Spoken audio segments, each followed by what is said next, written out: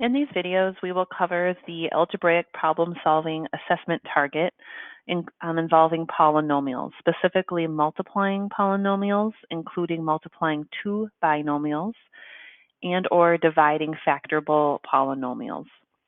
So in this first video, we are going to talk about just multiplying polynomials. So when we're multiplying polynomials, the good news is we can use rules we've already talked about as a class. And also multiplication is commutative, meaning we can change the order of what's being multiplied within the monomials. So we can visually see what's kind of going on behind the scenes. But first, just to review the product rule from the law of exponents, if we're multiplying like bases and they have different exponents, we can just keep that base and add our exponents. So just a little side example here, if I have x squared times x to the fourth, that's the same thing as x to the sixth. I just take my powers of my 2 and 4, and I want to add them to get my power of 6. This rule only works so long as your bases are the same, okay? This is a common error students make when they multiply like bases. A lot of students want to multiply those powers. So a lot of students here would say that x squared times x to the fourth is the same as x to the eighth, and that is not true. If you forget this rule in a test, you could just look at a small case example. You could just look at, say, 2 squared times 2 to the fourth, and ask yourself, what does that equal? That's 2 to the what, right? So we know that 2 squared is 4, that's 2 times 2, and 2 to the fourth is 2 times 2 times 2 times 2, which is 16. So our answer here is 4 times 16, which is 64. So basically we're saying, okay, 2 to the what would give us that, right? And if we did 2 times 2 times 2 times 2, we know that 2 to the fourth is 16 already. So we get to another 2. 16 times 2 would be 32. That's 2 to the fifth. So 2 to the sixth would be 64. So just by looking at an example, I think that's really helpful as you continue your math career. It's just looking at something you know, right? Look at these two and ask yourself, would 2 squared times 2 to the fourth be 2 to the sixth or 2 to the eighth? So it's a rule that you could rediscover continually if you just look at some examples. All right, so let's get back to multiplying polynomials here. So let's start by just multiplying monomials by monomials. Okay, so again, I mentioned that multiplication is commutative, meaning the order you multiply does not matter. So we could look here, we have 5x cubed times 4x squared, and I can just look at my coefficients of 5 and 4 and change that order around and multiply those, right? Really, I could manipulate this differently to look like this. 5 times 4, 5 times 4 times x cubed times x cubed times x squared.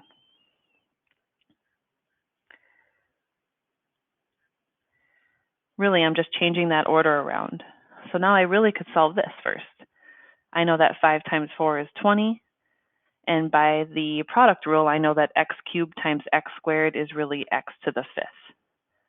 So 5x cubed times 4x squared is the same thing as 20x to the fifth. This next example, I have y times y to the seventh times y to the 10th.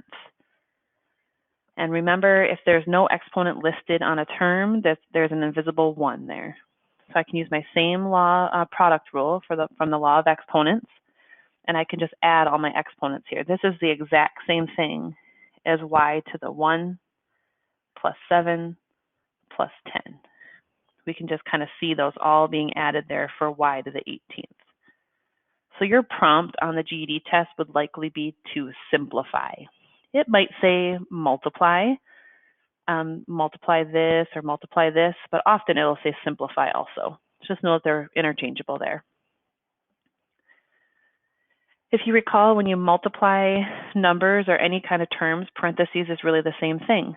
So here I'm just taking this first monomial of 8x cubed times y to the 8x cubed y to the fourth, and I'm multiplying it by the term 6x squared y to the fourth. So again, you could rewrite it if you choose to.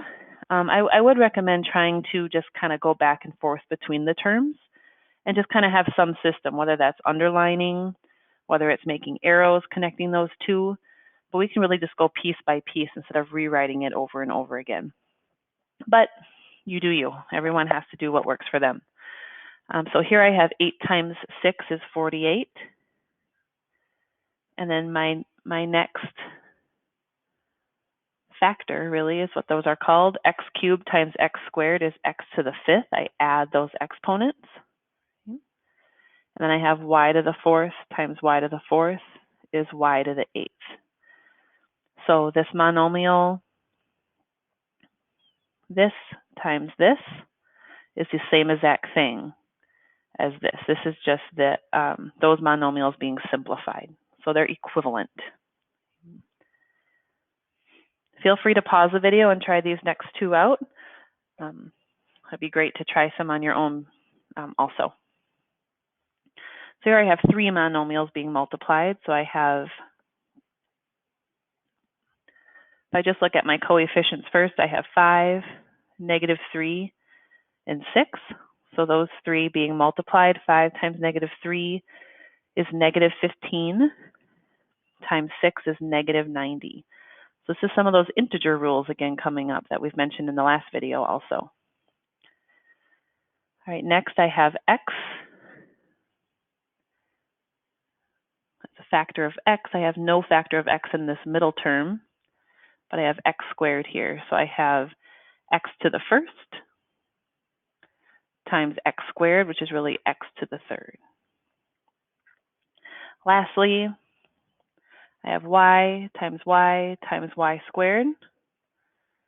So y times y is y squared times y squared is y to the fourth. So I have -90 x cubed y to the fourth. This next one, 19 m squared n to the fourth times -m to the fourth n to the 10th. So remember, if we have a negative term, like we have here, and we just have that negative sign in front, there is really the coefficient of a -1 in front of there. That's really, I have -1 m to the fourth n to the 10th. So I can multiply this 19 and -1 and get -19. Then I can look at my m term, my m factor. So I have m squared and m to the fourth. So that's m to the sixth. And I have n to the fourth and n to the 10th. So that's n to the 14th.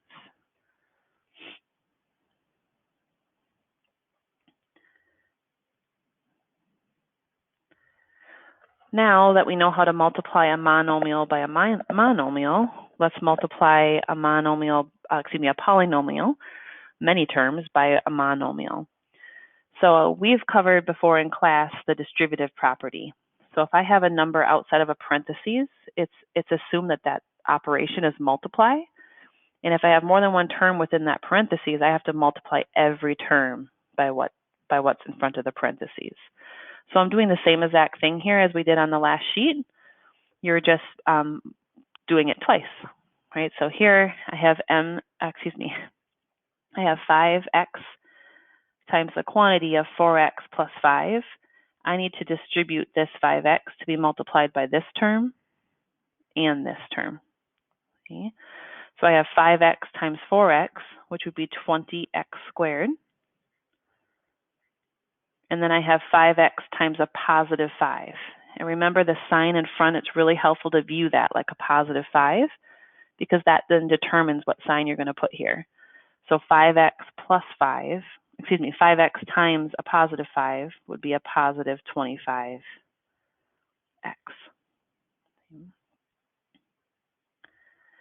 Next here, I want to distribute this 2x to both of these terms, -2x minus 3. So here, if I just look at piece by piece, I could really look at this closely. I can multiply the factors 2 times -2 and get a -4. And then I have x times x, which is x squared. So 2x times -2x is -4x squared. And then I have 2x times a negative 3. Again, I think it's really good practice to include the sign in front. So 2x times a negative 3, 2 times negative 3 is negative 6, and I want to keep my x. So I have negative 4x squared minus 6x. So it doesn't matter how intense it gets within the parentheses. Like the first example we just covered had 2 terms. The second example had 2 terms. This next one has 3 terms. And really, I'm just going to do that same process 3 times. So I have negative 2x times this, negative 2x times this, and negative 2x. I'm distributing, I'm sharing it equally among each term within the parentheses. So this first one, I have negative 2x times 3x to the 7th. So I have negative 6x to the 8th. Again, it's helpful if it helps you, you can put a 1 next to where the exponent, if there isn't an exponent, there's an invisible 1. That is a really good strategy to use, just so you don't lose it. Next, I have a negative 2x times a negative 9x to the 5th. So a negative times a negative is now a positive. 2 times 9 is 18. X to the 1st times x to the 5th is now x to the 6th. I can add those exponents. Next, I have negative 2x times a positive 4. So a negative times a positive is a negative. And the negative 2x times 4, I have negative 8x.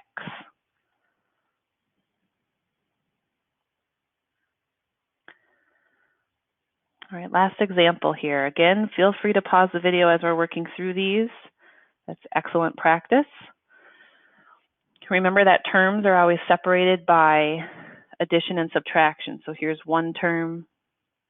Oops, here's another term. And here's our last term. Right? All those terms being multiplied by 5x. So our first 5x times 2x to the 11th is 10x to the 12th minus 45. And then I have x times y to the 5th. Those aren't like bases, right? I have an x then a y, so I just keep them together. So that's xy to the 5th. Just make sure that your exponent stays with that y, and your x in this case has that exponent of 1. So you can't switch that around as far as x to the 5th and times y. That power has to stick with that factor. Next, I have a positive 5 times 4, so I have 20. X times x cubed is x to the 4th. And then I have y squared. There's nothing I can combine there, so I just keep it with that term. In the next video, we will cover multiplying a binomial times a binomial.